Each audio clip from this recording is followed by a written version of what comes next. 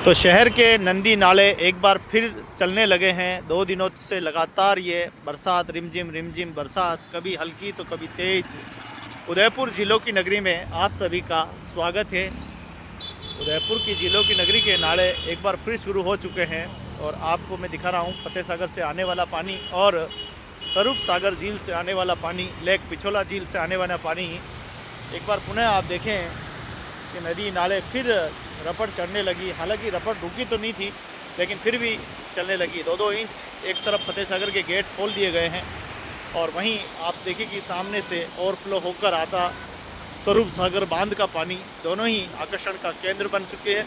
अगर इसी प्रकार से बरसात होती रही और क्योंकि लगातार कहते कई दिनों तक मौसम ये बना रहेगा, अगर इसी प्रकार से मौसम अगर बना रहता है तो और भी स्थितियाँ और भी ज़्यादा गेट खोलने की हो सकती है। क्योंकि अभी कुछ दिनों पहले ही इतनी भारी तबाही बरसात से हुई थी। आप जानते हैं किस प्रकार से पूरे शहर में पानी ही पानी हो गया था, जलमग्न हो गई थी जिलों की नगरी। और फिर एक बार ये बरसात इस प्रकार से मौसम बना रखा है, ऐसा लग रहा है जैसे एक बार पुनः नदी नाले फिर शुरू हो जाएंगे और हो गए हैं।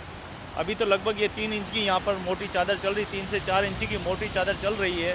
हो सकता है कि अगर तेज़ बरसात आई थी ये चादर मोटी भी हो सकती है। एक बार पुनः नदी नाले चल सकते हैं। तो यूआईटी सर्कल सहेली मार्ग से आप तेरा दृश्य देख रहे हैं, नई पुलिया से, जहाँ पर बहुत ही खूबसूरत सा और खूब गुजराती पर्यटक और खूब देश और दुनिया से लोग यहाँ पर आए हैं और झीलों की नगरी के खूबसूरती का आनंद लेते रहते हैं। ऐसा खूबसूरत शहर झीलों की नगरी में आते रहें और यहाँ की खूबसूरती का आनंद लूटते रहें। इसके साथ ही झीलों की नगरी को मिनी कश्मीर भी कहा जाता है। सबसे ज़्यादा सर्द मौसम यहाँ पर रहता है और सर्दी का आनंद भी लेने के लिए खूब पर्यटक यहाँ पर आते हैं।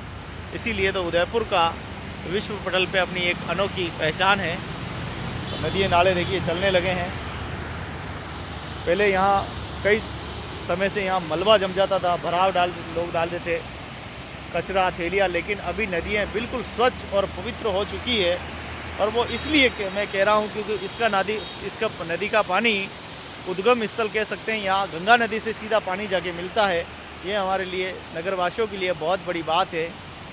तो झीलों की नगरी का मौसम एक बार फिर 2 दिनों से चलती हुई बरसात से बहुत ही सुंदर मौसम बन गया है। आप सभी को बधाई, शुभकामनाएं। एंजॉय करते रहें और सर्दी के मौसम में खास करके अपने बच्चों, नन्हे मुन्ने बच्चों का विशेष करके ख्याल रखें, क्योंकि ये मौसम की वजह से बच्चे बीमार भी हो सकते हैं, आप भी बीमार हो सकते हैं। अपना भी ख्याल रखें, सुरक्षित रहें।